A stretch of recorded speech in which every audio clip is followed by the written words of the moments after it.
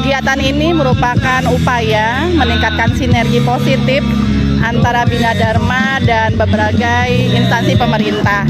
Khususnya saat ini kita sedang melakukan kegiatan dengan Jasdam 2 Sriwijaya.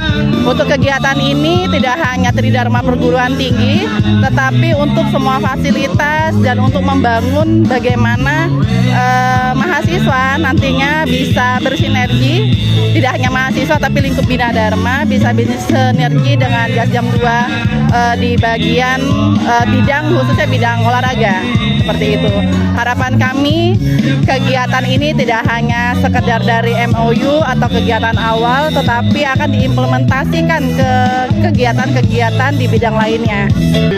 Adapun kegiatan hari ini pada intinya adalah menjalin kerjasama antara Jasdam dan Universitas Bina Dharma dalam hal bidang keolahragaan atau kejasmanian.